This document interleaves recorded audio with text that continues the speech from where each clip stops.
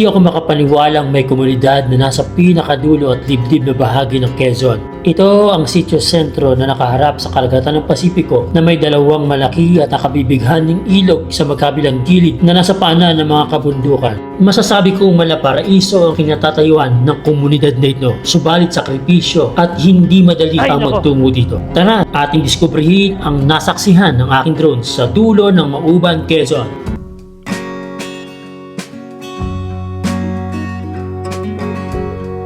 Nakita niyo yung tarik na yan, no? So, umaabot dito pag high tide. Ito na yung pinakadulo, men! Sarap pag-pitch ng tent dito. Pero mukhang nag-high tide dito. Ay. Wala kayong buhaya dito? Yun ang hanging bridge, oh. Wala kayong buhaya dito?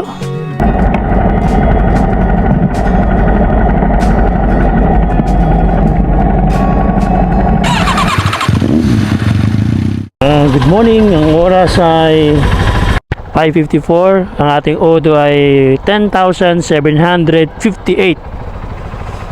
Nakapag-pray na naman tayo. So ready na. Ang ating destination is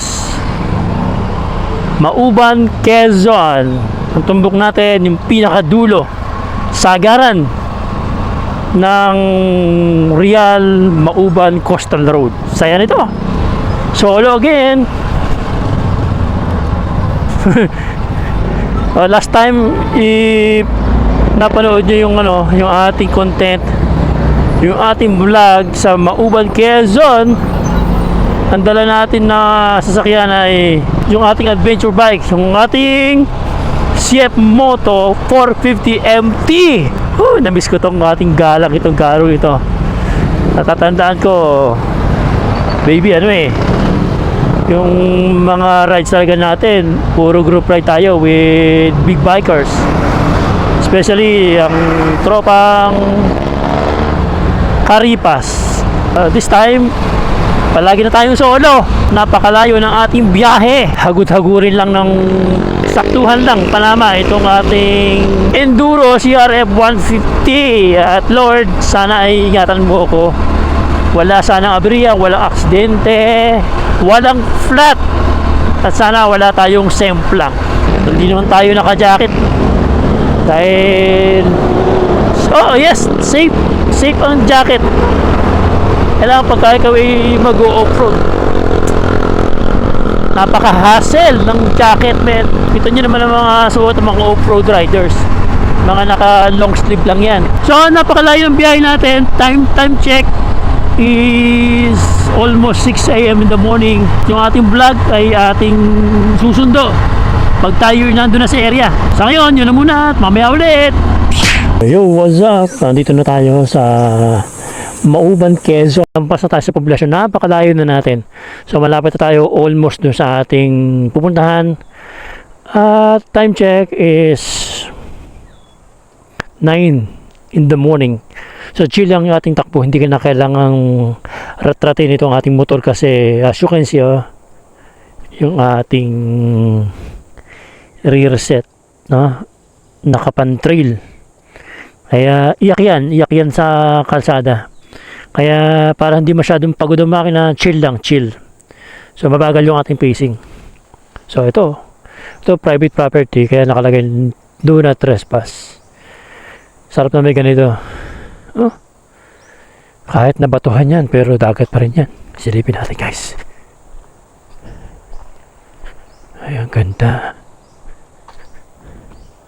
May dating cottage rito. Sayang, no? Parang napabayaan. Kaya nakikita nyo, walang dumadaan dito. May ilang bahay sa may bandaron, pero halos dead end na sa may bandaron. Kaya expect mo ganito. Nakita kong pwede natin pasukin. Ito yung nakita ko pwede natin pasukin.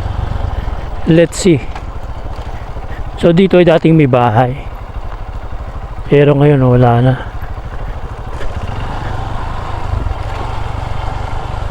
Sa pagpahinga dito,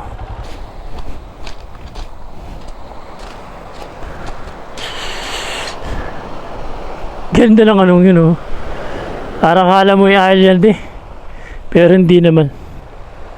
Oh. Parang low tide. Problema mo sa part nito, babato. Sabi, ang init na. Singkad ng araw. Ay. Sana may gadin. Ah.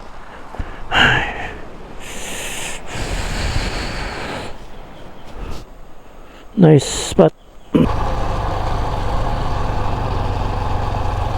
Low tide niya. Kasi pag high tide, halos magmukhang parang island yung bandang yun eh. Papunta na ako minsan isang hapon dito. So low tide nga yun, laki ng bilaba ng tubig. May isang maliit na village dito, community. Tapos parang kasalan sila doon, may habong. Sakit sa mata pag walang sunglasses. Napaidlip ako doon sa duyan. Nag-pitch tayo ng duyan eh. Pero mga 20 minutes yun. Saking bagay no. Hindi ko na malaya na idlip ako. Sarap ng simoy ng hangin doon sa ilalim ng dalawang malaking puno. Tapos may duyan. Tapos yung dampi ng hangin na galing sa karagatan. Sarap. Ayos. Baba. Ay, ang ganda ng view. Guys, ganda ng view. Nakita niyo yan. Tapos may bahay dito.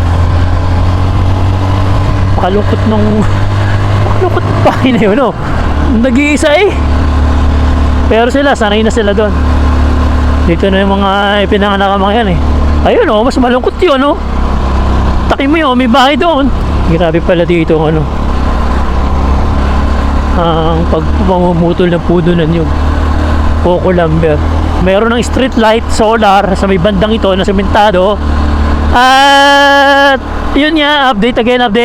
Ito yung tinatawag na Real Mauban Coastal Road. Ito ay bahagi na ginagawang kalsada papuntang Real, Quezon. So coastal kasi yan yung dagat. At sa may bandang Cagsiay 3, ewan ko kung 2 na ba to o 3 na, ay still under construction. Napakalaki ng bahagi, may haba, ilang kilometro yun na hindi pa nabubutasan dahil hindi pa sundo sa lupa sa mga dadaanan. So sa parting ito okay na. So by the time na magawa yon, sira na to. Ayun, tagal ng Pinoy. Binutasan tong kabundukan na ito, guys. Tapos kita nyo Pacific Ocean. Ganda, sakit sa mata. Ay, ganda, asul para kapag wala kang sunglasses. Ang layo nito sa bayan. So hanggang dito, dala ko yung ating 450 MT. Nagdalawang isip talaga ako na lumusong dyan. Kaya ang ginawa ko, bumaba muna ako, sinukat ko. Tapos naglakas loob ako kasi may mga tambay na kabataan, bata. Kaya ayun, nilakasan ko ng loob ko na lumusong. Sir, magandang hapon.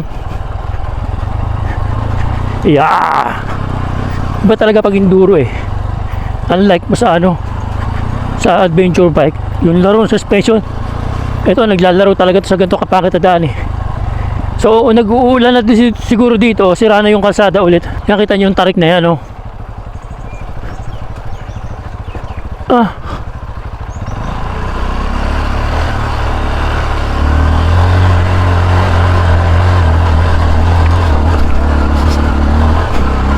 Sisiw. Yung dala kong 450 MT ko siguro siguro may 12 akong attempt namamatay yung ating engine. Bisibis ba yung daan, may bayad na 20 pesos environmental fee. So pagdating ko dito, akala ko wala nang pangit na daan. Kumbaga naman mas wala nang lalala doon. Tapos pagdating ko dito, talaga na mga kinabahan talaga ako dito, guys.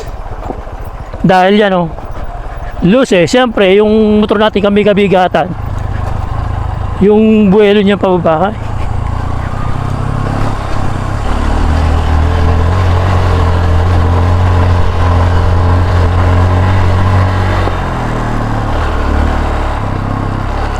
Kabayo, bisirong kabayo. Sarap. Suwabing-suwabe talaga dito ang enduro. So nag-uulan na nga dito, as you can see bakbakan daan. Kahirap nito pabalik.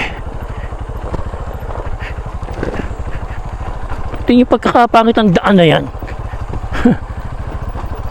Kahit siguro mga 4x4 hindi madadalian dyan.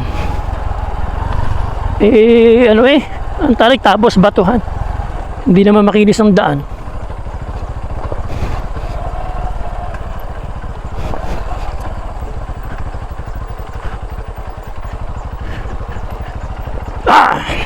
Doon tayo napunta sa kanal, oh. Tapos ang ganda dito, oh. May bukal, may sapa. Sarap tumae dyan. Natatay na. Ayun, sarap mag-jebs dyan. So ang content natin ngayon ay tatapusin natin yung ating ride dito sa lugar na hindi natin napuntahan, no? Narating natin yung hindi pa pinakadulo. Drone lang ang pinaripad natin dahil hirap talaga ako sa ating 450 MT. Napaka parang extreme na yung extreme na yung off-road. Tapos may banda rito, may mga heavy equipment dito eh. Dito sila nakaparada kasi nga ito ginagawa nila. Kita nyo to, rough road pa rin ito, hindi pa nasisementuhan, mukhang malabo pa to. Yan, sira pa. Yun nga lang yata yung equipment na yun, sira pa. Ito, bako. Wow! Grabe, oh! Nakita nyo ba yan? Yan ang bubungad sa'yo, oh. Gusto ko papuntahan yun, eh, oh. Gusto ko talaga mapuntahan. Napaliparan ko na ng drone yan, eh. Gusto ko mapuntahan yung bandang yon. Hindi ko lang alam kung may daan sa may bandar yan, eh. Sakot sa mata, guys. So ito, binakbak nila yan para magkaroon tayo ng daan. Ano ba naman ito, makakapatag? Ang lagay nyo kaliit-liit. Hindi mo ganun kalaki yung pinapatag. Diyos ko po, taon yan. Dito! Dito! Thank you! So dito raw ang daan sa malambot. Nahihirapan ako ni kuya. Ay nako, putek. Ito na, Kalbaryo.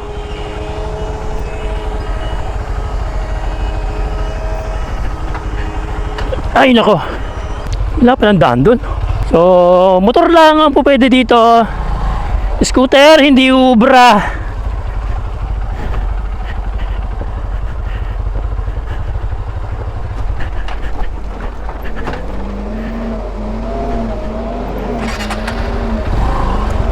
Dire-diretso. Putik eh. Paano kaya ito pagbalik natin? Ay, hindi nga pwede dun. Sundaan. So, nandito na tayo sa piano. Guys, so, ayan ang nakikita nyo. Ayan ang, ito na yung pinakadulo. Tapos river, wala nang inaarongkal dyan.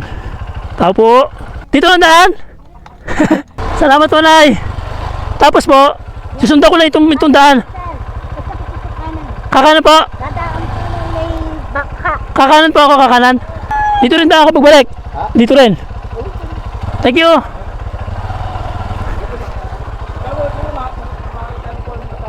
Dyan. Kaya naman ang motor, no? Grabe naman yun. Hindi ubra dito, 450 empty natin. Kaya naman, basta may mga tropa ka. Mag-isa ka, nakakatakot. Ang hirap. This is the pathway going to hanging bridge ng Cagsiyay 3 yata ito eh. Sabi, may mga bahay pa rin eh.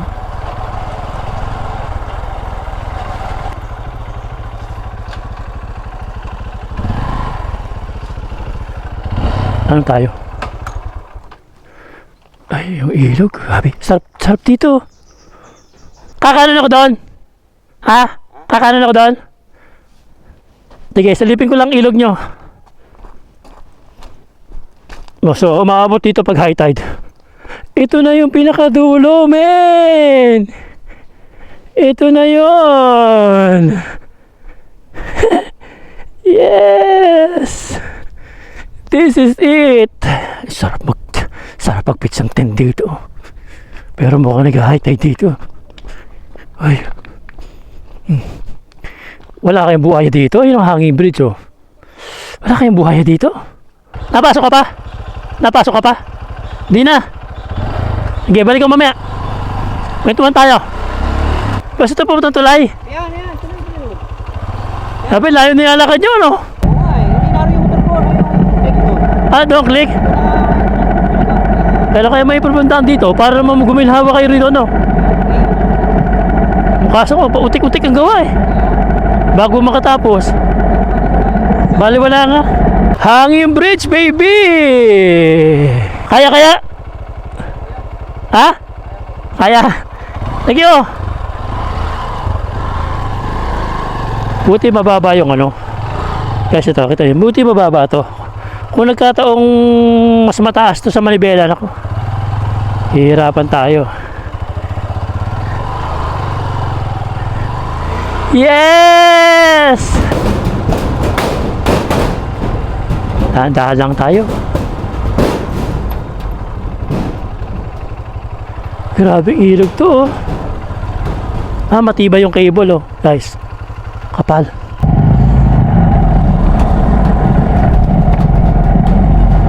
Alipa tayo na to.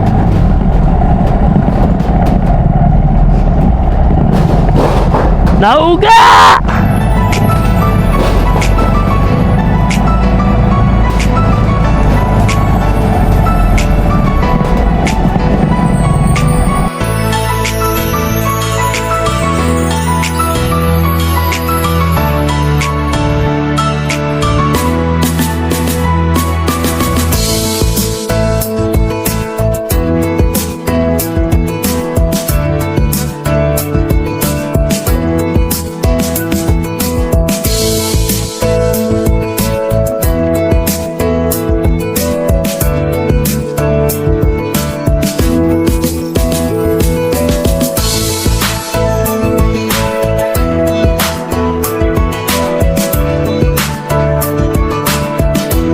Go! Tarik naman ito.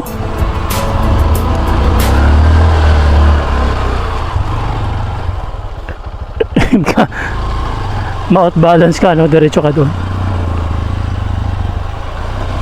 Grabe naman yung daan dito. Natakot, oh. Hirap dito pag naulan. Tapos lumot.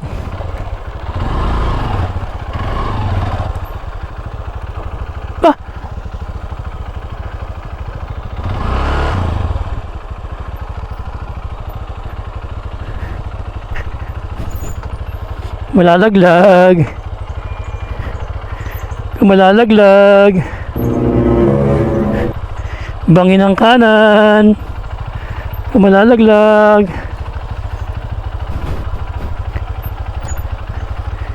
Bangin.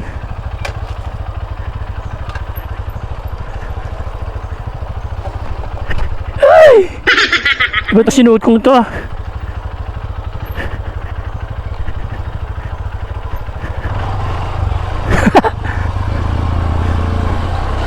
Curious kasi ako sa community na narito eh.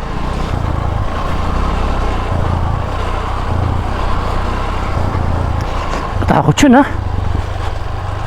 Yes! Here na! Ayan, narating ko na. Ito yung ano eh, ito yung sa drone shot natin na panot na parte kasi ito nga community. Pero hindi, oh, grabe naman yung politika rito. Papagawa lang ng kalsada, pantao lang talaga, sakto lang sa tao eh, oh. Okay na, narating ko na. Grabe. Hama ako sa community na narito. Tingnan nyo guys, oh. Gano'n ka pagkakalayo na rin. Yung mga tao rito, di rin naninirahan. Very challenging yung buhay dito. Napakalayo eh. Sabi, kita nyo yan, oh. Paano pag may emergency, dadalhin sa ospital? Yan ang problema nila dito.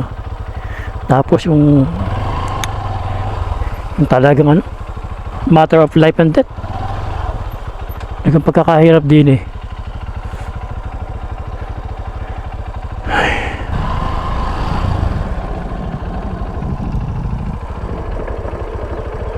Palayan, no? Dito na tayo. Napapalipad ang drone.